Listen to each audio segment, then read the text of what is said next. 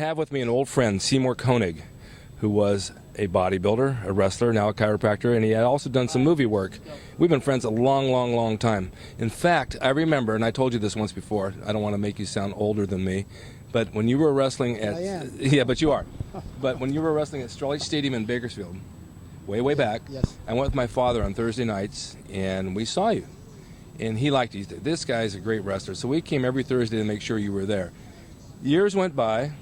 I don't know if it was that lot of years, but years went by, and I walk into Gold's gym, and who's there? Seymour Koenig. And to my delight.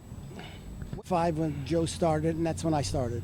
All right, but you came back, you came down to Santa Monica in the late 50s. 1952, 4th of July, we arrived. Okay, and that was when Muscle Beach was in Santa Monica. Yes. And back then, there were just a few weights on the beach. It wasn't really much of a gym. Well, Muscle Beach, Santa Monica was pretty good. Venice was not so much. Venice attempted to imitate. Right. The city, I guess, tried to do that. So Right. they put a Muscle Beach in Venice. They put one in Ocean Park, which is a mile apart. Right. And then another mile, which was Santa Monica Muscle Beach. Okay, back then in Muscle Beach, you had Steve Reeves down there and people like that, right? Yes, sometimes. And it attracted big crowds on the sand.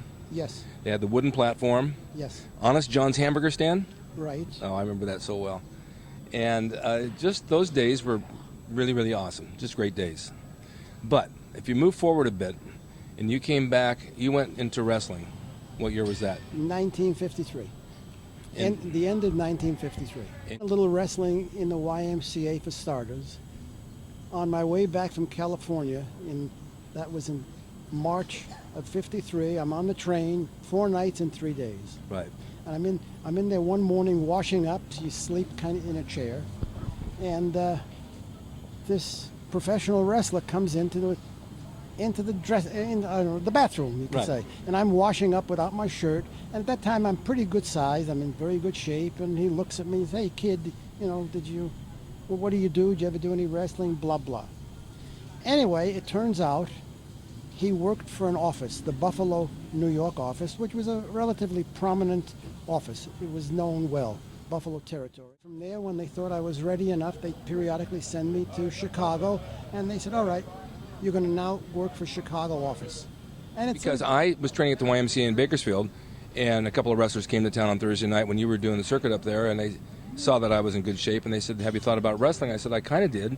And they brought me down to the Olympic Auditorium, introduced me to Mae Young, and that's where I got my start. So kind of like parallels, the same thing. Well, how many years did you actually wrestle? it's about 12. Wow, that's quite a long time then. Yeah, And you did some movie work too? yeah. But that was mostly in layoff time when I didn't feel like working. Well, we all went through that. And so I just didn't feel like, being on the road, and let's say the bookings, I'd exhausted my bookings here for the time, at least, Right. after about 6 months. And so I did that. So I was in the union, so I worked. And then when I actually wanted to get back to work again, I would leave. It's very similar to what I did. When I came down here and I started training at Gold's, I had been wrestling, and I thought, well, I got to make a living, and I got to work out, I got to do things I want to do. So like you, I'd work out in the morning, and I'd wrestle at night and lay on the beach during the day. Yes. What a great life. That was what it was. Would you think, in your mind, now to me, the 70s were the best. And it seems to me that a lot of people who watch this on bodybuilding.com and around the world want to know more about the 70s. 70s, best in what? In living down here in bodybuilding at Gold's with the Mecca. Okay. I would say, okay, I'll take you back a little bit. It was even good earlier on. Oh, I'm sure. It was good earlier on, and well, we can almost take it in stages. Let's go to the early years when I first came here. First, bodybuilding was all natural. We didn't have steroids. Right. Steroids seemed to enter into it in the very quietly. It was really surreptitious, almost like under the bed covers. Right. And you had a few names, and you suddenly saw them, and you said, "Jesus, how did so and so suddenly?" I don't want to even mention any names. No, I know. But I know. how did so and so suddenly get from point A to B that fast? Right. He doesn't look like I remembered him. Yeah, obviously. And then some time goes by, and I suddenly find out, hey, there's this stuff called Dianabol, there's Anavar, and then you're taking, Rio Blair's high protein, etc., with the various things. But it was the Dianabol, the Anavar, and so on. That's what really worked. Which were the oral things. Right. And they did work. mind you, from my own observation, they didn't work on everybody. Everybody didn't grow beautiful muscles. No. Those who were inclined to get muscles would get them well, and they'd be enhanced. Others, no, they would maybe get bigger. That's Well, a about big all. part of that was the fact that you trained right and you ate right. If you didn't eat properly, then they're not going to work. And you have to train right. Well, yeah, You just don't take them and go out and eat burgers and fries every day. I'm not even sure if that's true, to be honest with you, because I remember Freddie Ortiz, he'd stop wolfing a couple of hamburgers, a cigarette, and so on. Well, he was fortunate he had the good genetics. And I remember Kazuski ate everything and did plenty of drinking, and he didn't even use it. No, he didn't. You're right. Mind you, he just worked out hard. Close to the late 60s, and Joe Gold had opened that gym, and you and Joe were very close friends. Yes. He had a good gym. I mean, the equipment there was phenomenal, I thought. He was ahead of his time. He was. He was ahead of. I mean, there were a few good gyms that weren't known, but not very many. For example, Sam Laprinzi up in Portland, Oregon. Right, I trained there. Yep. I know you did, and he had a very good gym, as you remember, and ran it very well. He did. But he was old school. Right. Sam was second in Mr. America 1946 to Alan Steffen, and most muscular man at the same time. Right. So Sam, again, had that background. That's true. Yeah, I remember. It was similar to Joe's. I mean, it was a different In his setup. own way, he ran it a little differently, but Right. nonetheless, it was equipped in his way, well equipped. Joe ran a tight ship. He didn't like music, and he didn't want you dropping dumbbells, and he ran it a certain way, but he was a very generous man. Yes. He took care of everybody, and everybody was happy. And we had a really, really good contrast of characters in that gym. A lot of named bodybuilders came there. That was the mecca. But we had a lot of people that weren't names that were also characters in their own right, and they were part of the group. Yeah. Oh, and Joe loved them. And every one of them. Joe wouldn't do without the background players. So for him, some of them were foreground players. That's a good way to put it. They were background players, but they all had their own personalities and very unique. I mean, that's like Moby Dick and the Gopher, and of course Eddie and the Yogi. and the Yogi, and all these different guys with all these various nicknames. And you, the Snail. Yes.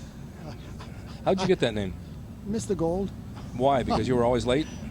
It was punctuality. Yeah. Not because I was physically slow, just punctuality. You're pretty much on time today, though. Yeah. I just got stuck with a patient before I got All here. right. So during those 70s, I saw you every day in the gym. I mean, you were down there every day, and the lifestyle was train, take a run on the beach, have lunch, lay out in the sun. Yeah. And that was it. And if you were working, you worked. But Yeah. somehow you got to work it. Because in those days, if you remember, I was doing some movie work. Right. Until I would leave town. And with the movie work, those were long hours. As you know, you've Right. sampled them. You could start at 7 in the morning, you're there till 7 at night, and Yeah. you don't get home till 8 o'clock or whatever. There And goes your training. But I'd still get to the gym. What were some of the movies you did? Oh, God. Was it Hercules or Snow White and the Three Stooges? Maybe it was Snow White and the Three Stooges. Snow White and the Three Stooges. Right. I knew it was one of No, those. I know. I remember it. Now, when Arnold came in, that was in '69, the dynamics of the gym changed quite a bit, having him there. Incidentally, let me bring it up. Forgive me. When we talk of eras, it's almost from the time of Arnold that the steroid became more prominent. Well, I was getting to that. Oh, okay, then I'll let So when Arnold showed up, it was a big hullabaloo that he was training with us. He was a big boy, 260 pounds. And Franco, of course. And the gym's dynamics changed. The training was really intense. It brought other people in to see him. Joe Weider took a huge interest, came down. Well, Joe Weider brought him over from Europe. That's right. But it brought him down. It also brought Joe to the gym. Yeah, well, yes. Well, Joe was interested in the gym because Joe was always looking for people to put in his magazines. Right. And so, I mean, the fit was, unnatural. And then Joe just said to Arnold, I think when he brought him over, I want you to go and train in Joe's gym. Yeah.